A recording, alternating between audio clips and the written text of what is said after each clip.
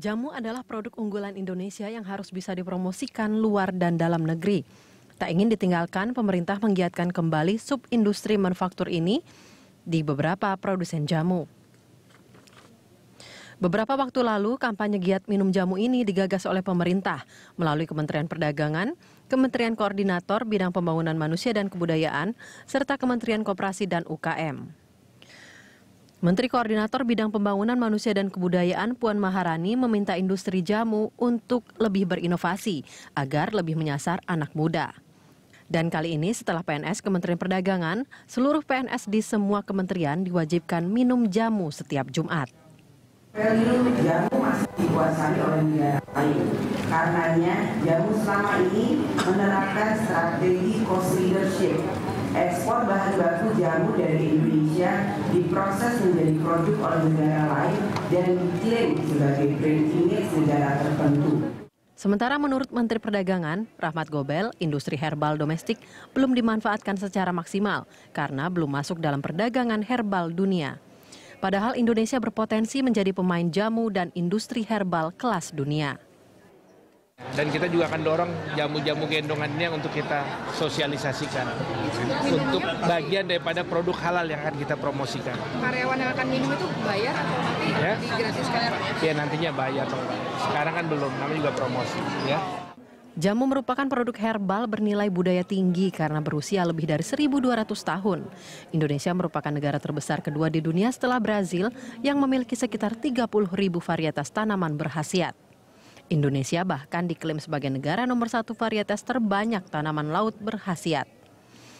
Karena itu, dukungan pemerintah seperti pencanangan Hari Minum Jamu dinilai sangat membantu produk herbal asli Indonesia untuk dapat masuk pasar internasional.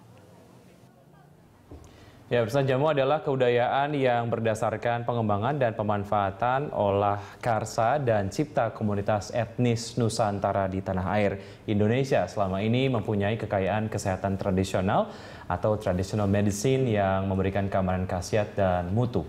Dan untuk membahas keunggulan jamu Nusantara di studio, saat ini telah hadir Kepala Badan Litbangkes Profesor Chandra Yoga Aditama. Selamat datang Pak Yoga.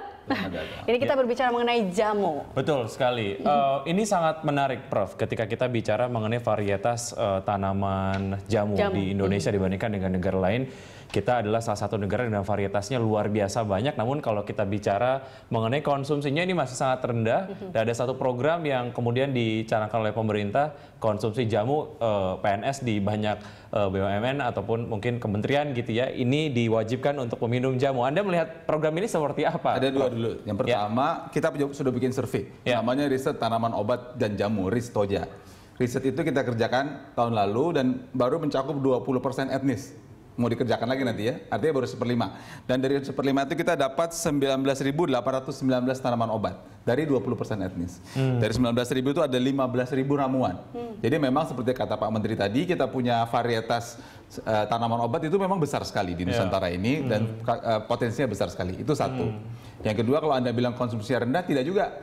Kita sudah bikin riset juga, namanya riset kesehatan dasar. Dan itu ternyata 40% penduduk Indonesia itu menggunakan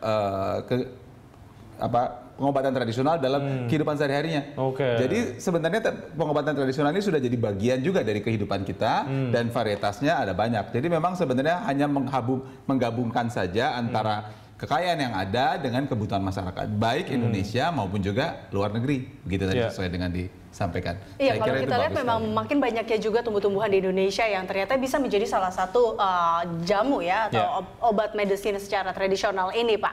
Nah, tapi kalau kita lihat apakah memang antusias warga atau masyarakat terkait dengan meminum jamu ini saat ini semakin meningkat atau mengurang sih, Pak? Kalau Bapak lihat karena grafiknya trennya seperti apa? Karena waktu itu kalau kita lihat dulu mungkin orang lebih banyak menggunakan minuman tradisional atau jamu-jamu tradisional ini, tapi dengan semakin meningkatnya teknologi dan pengobatan yang menggunakan hal-hal kedokteran ya semakin digemari, bagaimana dengan jamu? Ada dua jawaban, dua lagi jawabannya.